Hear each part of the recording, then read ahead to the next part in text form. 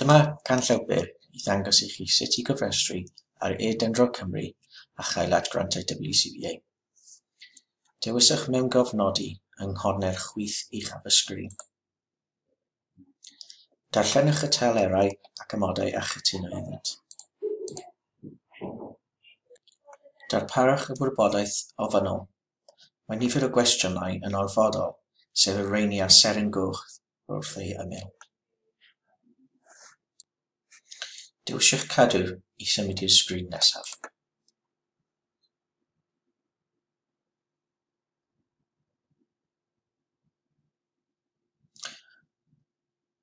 Darparwch y wybodaeth ynglŷn â'ch mudiad.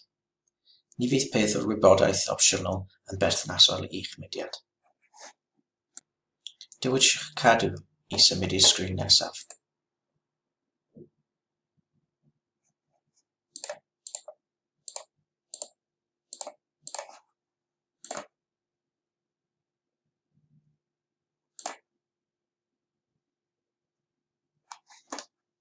Wrth dewis categoriau, sgorolwch I wyliad y dudalen lle byddwch yn gweld ceisiadau grant WCVA.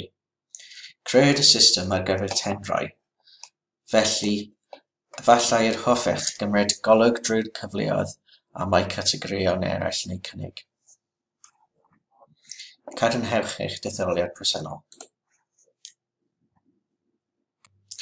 Ar y sgrin nesaf, bydd angen I chi lanlwytho dogfennau a mae o leiaf 2 aelod o'ch bwrdd neu'ch pwyllgor reoli wedi eu llofnodi a'i dyddio.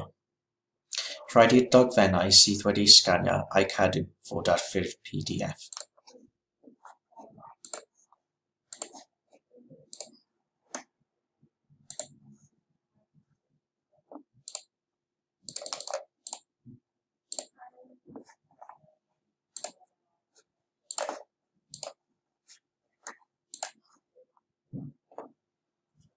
Dewiswch cadw a parhau.